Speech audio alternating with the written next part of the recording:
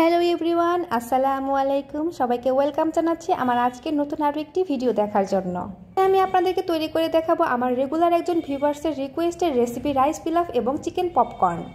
ইন্ট্রোতেই আপনারা দেখতে পেরে গেছেন আমাদের আজকের এই রেসিপিটা কতটা ইয়াম্মি হতে চলেছে। রাইস পিলাফ তৈরি করার জন্য আমি এখানে ভাতের চাউল নিয়েছি। এটাকে আমি কয়েকবার পানি বদল করে ধুয়ে তারপর এটাকে এক সাইডে 20 মিনিটের জন্য রেখে দেবো। এতে করে এই চালগুলো পানি অ্যাবজর্ব করে নিয়ে হালকা একটু ফুলে উঠবে। এই ফাঁকে রাইস পিলাফের মধ্যে যেসব মশলাপাতি যাবে সেগুলো আমি রেডি করে নিচ্ছি। এখানে আমি 4-5টা পেঁয়াজ নিয়েছি, যেগুলো আমি এরকম স্লাইস করে কেটে নেব। সাথে আমি একটা টমেটো নিয়েছি, টমেটোকেও আমি কেটে নেব।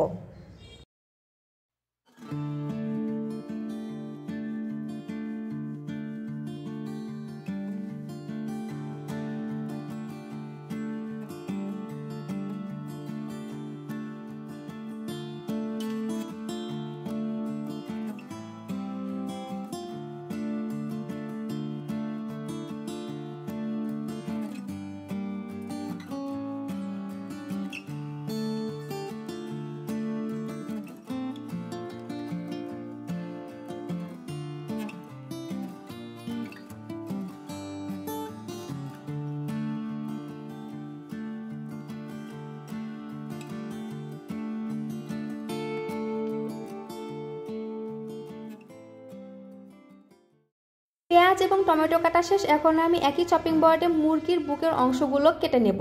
এই মুরগির বুকের পুরো অংশগুলো একটু টুকরো টুকরো করে কেটে নেব। এগুলো হচ্ছে চিকেন পপকর্ন তৈরি করতে আমার কাজে লাগবে।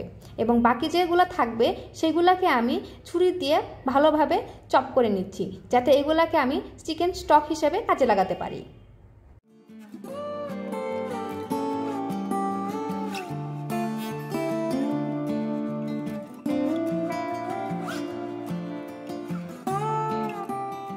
চিকেন পপকর্ন তৈরি করতে আমাদের যে মশলাগুলো লাগবে সেগুলো আপনাদেরকে আমি একটু দেখিয়ে দিচ্ছি। এখানে আমি নিয়েছি লবণ, হলুদের গুঁড়া, মরিচের গুঁড়া, সজের গুঁড়া, ধনিয়া গুঁড়া, আদা রসুন বাটা এবং একটা ডিম লাগবে।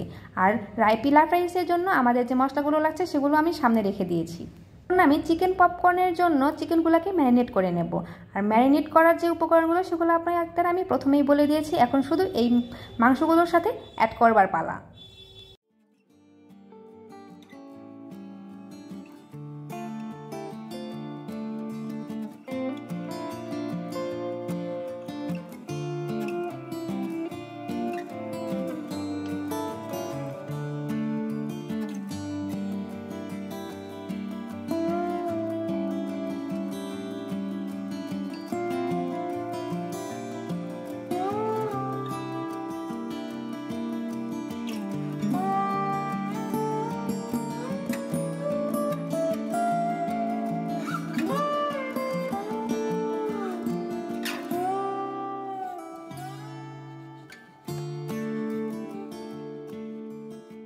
মাংসগুলো ডিম এবং অন্যান্য মশলার সাথে মাখানোর পরে সেই মাংসগুলোকে আমি আবার তুলে নিচ্ছি আর একটা ট্রেতে, এবং অবশিষ্ট যে ডিমের মিশ্রণটুকু আছে সেই মশলা এবং ডিমের মিশ্রণটা আলাদা রেখে দেব। এবং একটা বাটিতে কিছুটা ময়দা নিয়েছি এবং সেই ময়দার মধ্যে এই মাংসের টুকরাগুলো কোটিং করে নিয়ে আবার আমি এই ডিমের মিশ্রণের মধ্যে চুবিয়ে নেব। এইভাবে আমি কয়েকবার কোটিং করে নেব, নেওয়ার পরে আবার রেখে দেব। সবগুলো মাংসের টুকরাকে আমি এভাবে কোটিং করে তারপরে রাখবো। এতে করে একটা লেয়ার তৈরি হবে, যেটা তেলের মধ্যে ডিপ ফ্রাই করলে একদম মচমচে হবে। এভাবে রেখে দিয়ে তারপরে আমি সবগুলোকে আবার ফ্রিজের নর্মাল টেম্পারেচারে 15 মিনিটের জন্য রেখে দেবো, যাতে এটা সেট হয়ে যায়। এখন আমরা চলে যাব রাইস পিলাফ তৈরি করার জন্য। এর জন্য একটা হাঁড়িতে আমি কিছু পরিমাণ তেল নিয়েছি, তার মধ্যে দিয়েছি পেঁয়াজ কুচি। এটাকে হালকা ব্রাউন কালার করে ভেজে নিতে হবে। আর এখানে দেখেন চাউলগুলো কিন্তু অনেকটাই ফ্লাপি হয়ে এসেছে। এই চাউলগুলো আমরা এই পেঁয়াজ ভাজার মধ্যে দিয়ে দেব। কিন্তু তার আগে এই পেঁয়াজগুলো হালকা একটু ব্রাউন কালার হয়ে আসলে এর মধ্যে কেটে রাখা সেই টমেটোগুলো দিয়ে দেব। টমেটোগুলো নরম হয়ে যখন আসবে তারপরে আমরা এর মধ্যে চাউল দিয়ে দেব। তুলতুলে সুগন্ধিযুক্ত অনেকটা পোলাওয়ের মতো এই সহজ চালের রেসিপিটা সারা বছর ধরে ভোজনপ্রেমীদের কাছে অনেকটাই প্রিয়। ভাত এবং এই রাইস পিলাফের মধ্যে যদি পার্থক্য আমরা বলতে যাই, তাহলে আমরা ধরতে পারি যে ভাতটা আমরা শুধুমাত্র ফুটন্ত গরম পানির মধ্যেই রান্না করি, আর রাইস পিলাফটা হচ্ছে এইরকম যেরকম আমরা পোলাও চাউল যেরকম করে রান্না করি ঠিক হুবহু ওই রকম করে রান্না করা হয়, কিন্তু এর মধ্যে একটা লিকুইড অ্যাড করা হয় যার কারণে এর স্বাদটা দ্বিগুণ বেড়ে যায়। চালটাকে আমরা কিছুক্ষণ ভেজে নেব এবং ভেজে নেওয়ার পরে এর মধ্যে আমরা চিকেন স্টকটা দিয়ে দেব। চিকেন স্টক হচ্ছে এই রাইস পিলাফের প্রধান ইনগ্রিডিয়েন্ট, এটাকে কখনোই মিস করা যাবে না। রাইস পিলাফের আসল স্বাদটাই আসে চিকেন স্টক থেকে, এই জন্য চিকেন স্টকটাকে কখনোই মিস্টেক করা যাবে না। চিকেন স্টকটা দেওয়ার পরে আমরা এটাকে ঢাকনা দিয়ে ঢেকে একদম 30 মিনিটের জন্য লো আঁচে রান্না করে নেব। আর এই ফাঁকে আমরা ফ্রিজে চিকেন পপকর্ন তৈরি করার জন্য যেগুলো কোটিং করে রেখেছিলাম সেগুলো বের করে নেব ডিপ ফ্রাই করার জন্য। যত যাই করি না কেন আমাদেরকে চুলার আঁচটাকে খেয়াল রাখতে হবে। চুলার আঁচ আমরা সবসময় মিডিয়াম আঁচে রাখবো, একদমই হাই হিটে রাখবো না, তাহলে কিন্তু চিকেন পপকর্নগুলো পুড়ে যাবে আর খেতে একদমই ভালো লাগবে না। মিডিয়াম হিটে রান্না করবো যাতে উপরটাকে ক্রিস্পি হবে এবং ভিতরটা নরম এবং জুসি হয়ে যায়।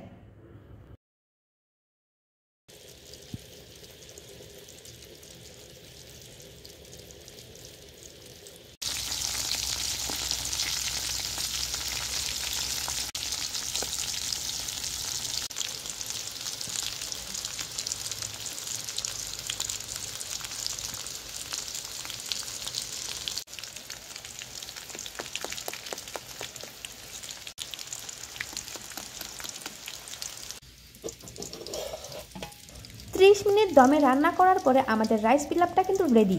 এটা আমাদের শরীরের যে কোনো প্রোটিনের অভাব পূরণ করবে, সাথে লাঞ্চ বা ডিনারের জন্য একদম উপযোগী একটা খাবার। ইউটিউবে আমি একটা ছোট্ট কন্টেন্ট ক্রিয়েটর বলতে পারো, সেই কন্টেন্ট ক্রিয়েটরের কাছে একজন দর্শক আমার কাছে এই রেসিপিটা শিখতে চেয়েছে। আমি কিন্তু রেসিপি তৈরি করতে পারি না, আমিও কিন্তু দেখে দেখে শিখি এবং সবার কাছ থেকে শুনে শুনে রেসিপিটা ট্রাই করি। কিন্তু আমার মতো একদম ছোট্ট মানুষের কাছেই অন্য একজন আমার কাছে রান্না শিখতে চেয়েছে, কি আশ্চর্য বিষয় তাই না? তারপরেও নিজের কাছে ভালো লাগছে যে আমি একটা ডিফারেন্ট ডিশ ট্রাই করেছি। অনেকভাবেই এই রাইস পিলাফটা তৈরি করা যায়, কিন্তু আমি একদম সহজে তৈরি করেছি যাতে তোমরা সবাই বাসায় এই রাইস পিলাফটা রান্না করতে পারো। আর চিকেন পপকর্নটাও খুব সহজভাবে তৈরি করে দেখিয়েছি, এর থেকে সহজ করে মনে হয় কেউ তৈরি করে না। আরও অনেক মশলাপাতি দেয়, কিন্তু আমি কোনো মশলাপাতি এখানে বেশি ইউজ করিনি, একদম সিম্পলভাবে তোমাদেরকে রান্না করে দেখিয়েছি। আমার সেই প্রাণপ্রিয় দর্শক, তুমি তো বলেছিলে যে তোমার নাম যেন মেনশন না করি, যাই হোক আমি নাম মেনশন করব না। তুমি আমার মেসেঞ্জারে আমাকে এই রেসিপিটা ট্রাই করে জানাবে যে তুমি বাসায় তৈরি করার পরে তোমার রেসিপিটা কেমন হয়েছিল। আমি কিন্তু তোমার কমেন্টের আশায় অপেক্ষা করব।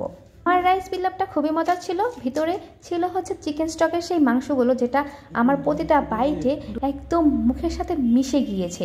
আর ক্রিস্পি এই চিকেন পপকর্নটা একদম কুড়মুড় কুড়মুড় করে আমি খেয়েছি। ভিতরটা কেমন জুসি হয়েছে সেটা তোমরা দেখবে না, না দেখলে কি হবে? এই জন্য তোমাদেরকে আমি একটু দেখিয়ে দিলাম, আর আমি একটু খেয়েও নিলাম যাতে তোমরা একটু বুঝতে পারো যে আমি আমার খাবারটা কতটা মজা করে খেয়েছি। যাই হোক, বেশি কথা বলবো না, তোমরা অবশ্যই বাড়িতে ট্রাই করবে, এটা আমার রিকোয়েস্ট থাকবে। আজকে এই পর্যন্তই। আর যারা আমার কাছে নতুন নতুন রেসিপি দেখতে চাও তারা আমাকে অবশ্যই কমেন্ট করে জানাবে, আমি তোমাদের রেসিপিগুলো ট্রাই করার চেষ্টা করব। যদিও আমি পারি না, তবে চেষ্টা করতে দোষ নেই। সবাই রান্না পারবো, সবাই অলরাউন্ডার হব তা তো নয়। আমরা ধীরে ধীরে আস্তে আস্তে দেখে দেখে শিখেই তো সবার মনটাকে জয় করে নেব এবং নিজেও ভালো থাকবো রান্নার মধ্য দিয়ে, তাই না? ব্লগিং চ্যানেলটা শুরু করতে গিয়ে আমি এখন রান্নার চ্যানেল শুরু করে দিয়েছি, কি আশ্চর্যজনক বিষয় তাই না? তারপরেও আমি চেষ্টা করবো মাঝে মাঝে ব্লগ শেয়ার করার জন্য। রান্না নয়, আমি ট্রাভেল ব্লগ শেয়ার করি। আমি আমার বাড়িতে পোষা কিছু কবুতর আছে, সেই কবুতরের আপডেট ব্লগ শেয়ার করি। তোমরা চাইলে আমার ইউটিউবের অন্যান্য ভিডিওগুলো দেখতে পারো। আর আজকে এই পর্যন্ত, সবাই ভালো থাকবে, সুস্থ থাকবে, আমার জন্য দোয়া করবে, তোমাদের জন্য দোয়া রইল। আল্লাহ হাফেজ।